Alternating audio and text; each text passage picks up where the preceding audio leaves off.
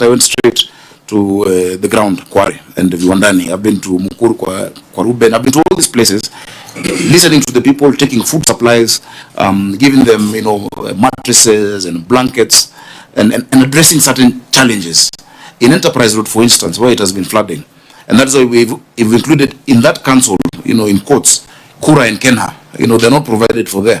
But all of the challenges you see, like Thika Road being cut off today, UN Avenue being closed this morning, is not a Nairobi County road. It's a Kura road or a Kenha road, and you need them all to be able to engage with you on a day-to-day. We have made the strategic decision, for instance, to reduce the number of these camps, because what you find, and I'll give you an example of Madare Vocational Center. During the day, you have 1,500 people who are at that camp, but at night they're only 60. But during the day is when wishes are coming, when supplies are coming, when Dish and Account is offering lunch. And so when that is happening, people come. But at night, they find a way to go and sleep. So in this certain case, we don't want to create permanent, IDP camps. And what we've pushed now at the national level, when you've had the whole of nation approach, and what I've advised them, is because we have the lists of those who've been affected, that have been prepared jointly by the chiefs, the assistant county commissioners, my ward admins, the sub-county administrators, and the ward administrators. We know who are those affected from the 60,000 families. Even if you had to stop it at that point, leave alone as it keeps adding up, all of those people need to get a cash transfer, which is what we have pushed as Nairobi County.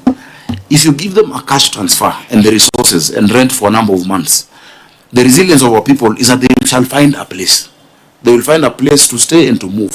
But the dependency that you want to keep them in one place so that you keep giving them relief food and government then they seem to be working is not proper. Remember, there's a social construct that these people have. You cannot remove people from Madare and take them to a camp in Roysambu and expect them now again to integrate from there. There had been a proposal to create transitional housing. This is a proposal from the national government that part of the land, for instance, at Madare Hospital or the land at NYS has, that they provide this housing, construct temporary shelters, and have people come and stay there. And the county has been very opposed to that. Rather, we wanted to improve that argument and tell them, look, you see, therein lies a problem. Yeah. That the national government is making proposals which do not sit well with the county, yes, and yet this council was supposed to be the point of convergence for the two levels of government. And that's why we're still pushing for implementation of the law. Where the decisions are being made is above this council, Yeah. So the kind Can of I ask Governor? Yeah. Just let me finish. Just let me ask a question. Yeah. I agree with some of the sentiments. I just want to understand, have you shared these things you're telling us with the national government? Because yes, we have said, even from the other side of the coalition, that you cannot tell people from Madare to look for higher ground. Yeah. And we keep hearing the president pronouncing himself.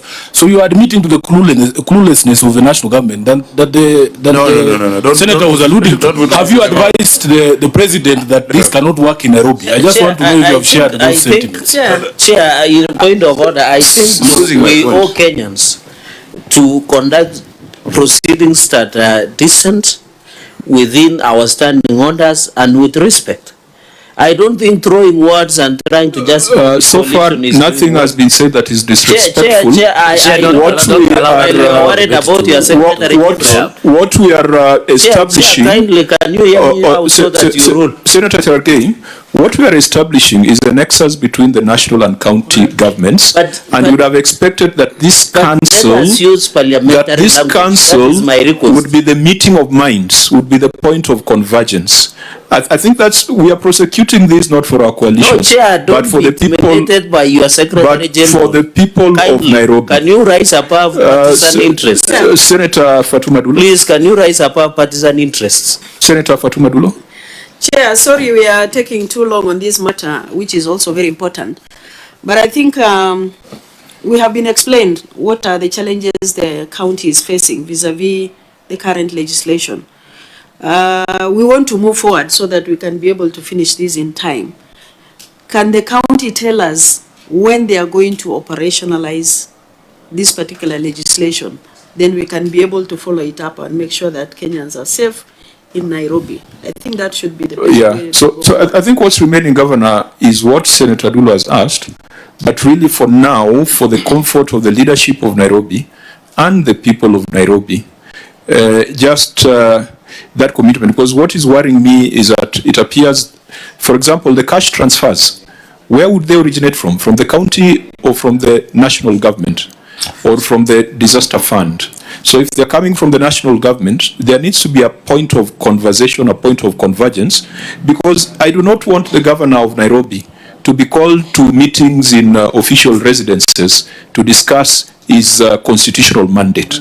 As a Senate, we must stand firm and say that the governor of Nairobi is bound by certain laws, is bound by certain responsibilities that are constitutional, and we must allow him to execute without being bent this way or that way. Yeah. But, if you do not stick to the law, you will be called for meetings over cups of tea, etc. Yeah. Things must be institutional, things must be consistent, and they must be predictable. So please just summarize your submission so that we go back to the accounting issues. Chair, I can give you assurance and the people of Nairobi that this governor of Nairobi is not bent this way or that way. That one does not is not the case with this governor of Nairobi. In fact, in many instances, we're the ones who are guiding some of these responses by even the national government. This council that you're saying, Chair, and I agree with you, it's good to institutionalize, and because in as much as we've been operating it, it shouldn't be ad hoc. There I agree with you. But now the whole of nation approach sits actually. The DG of Kenha, has been coming to City Hall. The DG of Kura, they've actually surprised. The default, the default disposition of government normally is to have disdain to counties, and you know that.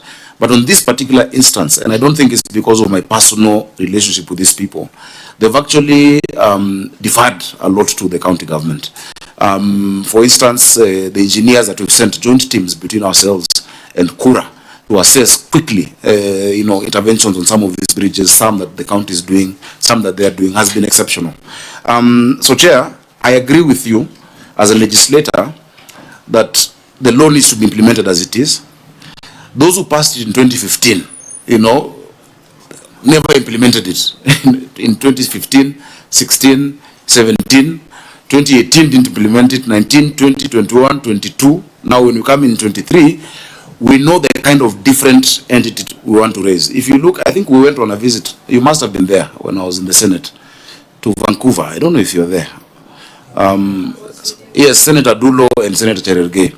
You remember the structure of disaster response in the city of, in the state, in British Columbia and the entire province. And that they have an entity, the same way we have Nairobi Water Company, that you have an entity that now looks at disaster throughout the year, looks at mitigation, has the dashboards, has the response. Our emergency operations center, for instance, that we have in Nairobi is then coordinated with GSM. We know where the ambulances are. For now, we are using a short code number 1508. For anyone who's in trouble, they're calling it. That is the direction we want to go to. So even as you operationalize this council, which we will do because it's the law that is there now, we are still developing the legislation to create this semi-autonomous entity that then focuses on mitigation and then response, Chair. I think you have dealt with the issues, save for the funding. Part of the requirement was to establish a fund, a disaster and emergency fund, which I believe is separate from the emergency fund that is established by the PFM. Were you able to come up with regulations for this fund, or that has not been operationalized? Not yet. That has not been operationalized. But the emergency fund exists. It's not a fund. It's actually a vote to the sector. So the sector has a budget. No. There's an emergency fund that is the 2% term of revenues that is required under the PFM. Yes, that is there. That has been established. That has been established. It's not been resourced to that level, 2% of the revenue. Of course, because of obvious challenges. You look at 2%, the exchequer releases, the budget that you've set up, the things that need to be done. So it's not resourced to that extent, but the fund does exist. The interventions that you're saying, for instance, the 7 billion that national government is talking about, that should also include these cash transfers. that will come from that national kitty. That is what we pushed. That is the position we put, because they have a contingent fund of 7 billion, you know. And we told them last year during El Nino, for instance, and Nairobi didn't flood, was because of the investment we had put in to the Green Army and equipment, and Nairobi County didn't get a shilling during that response. Possibly we were victims of our success, because they said, look, Nairobi is working, and I don't know where the money went to, but we didn't get resources that time. This time we're saying, first of all, before even giving us additional money, give us our exchequer release. You know, the last exchequer Nairobi got is February. Yet we're dealing with a crisis every day, you know, mainly through all source revenue. Because even when you send the exchequer release to the city of 1.7 billion, 1.3 is salaries, you know. We've not even put fuel.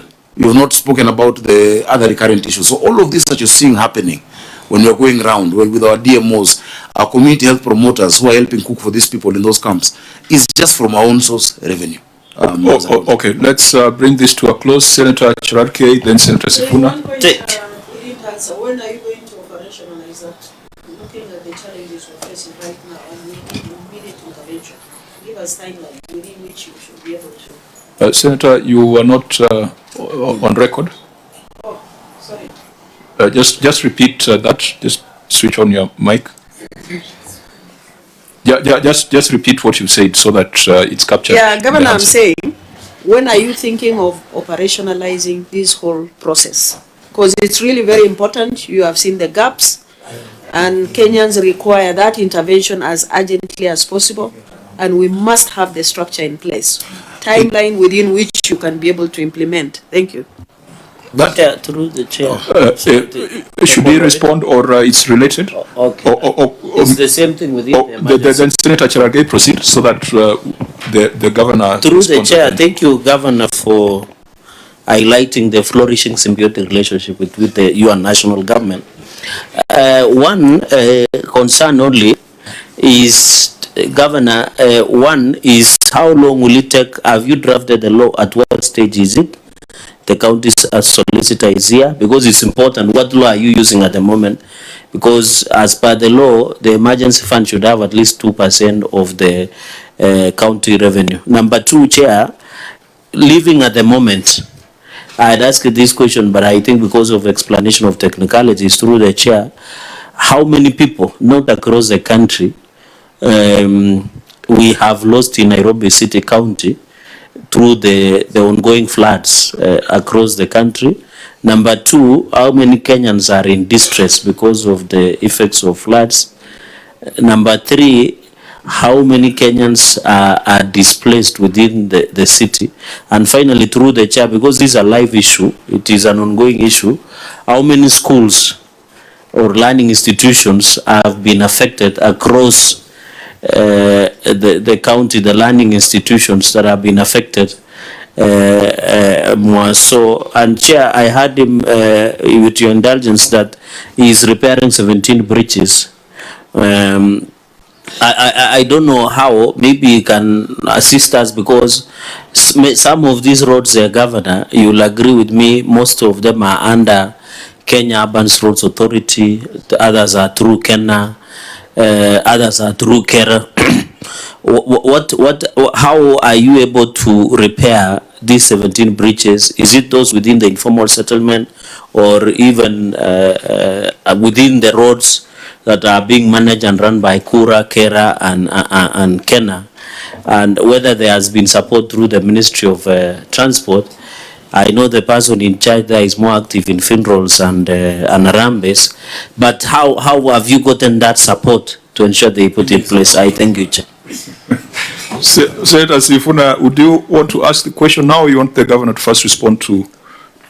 Let me respond to those ones. Not the point of order I wanted to raise. No, it's not a point of order. I take my job very seriously. I have serious work to undertake here, and I'll not be drawn into those sideshows. Okay, Governor, respond to the two. I think was respond to the last part of his submission.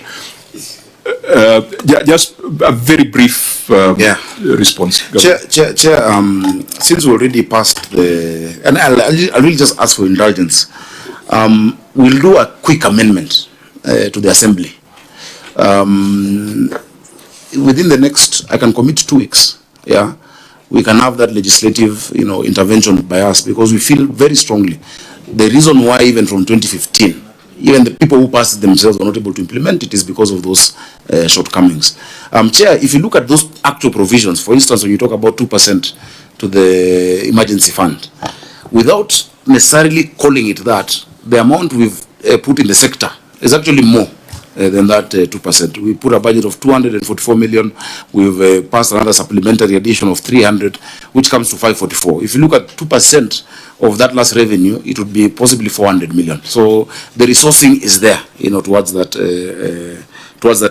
area of disaster management. But we want to look at disaster management more than just responding to fires. Of course, we built new stations. We're building a fire station now in Gikomba.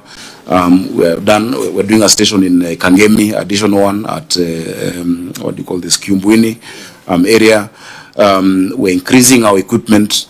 We are using more of digital, tech responses, so that at your EOC, which is the Emergency Operations Center, when somebody calls 1508 in case of an emergency, it shouldn't be, Bramwell saying, nani akona ambulance, nani akona, just automatically it sees where you're calling from and routes to you the nearest emergency support that you require, whether it's an ambulance, a fire engine, etc.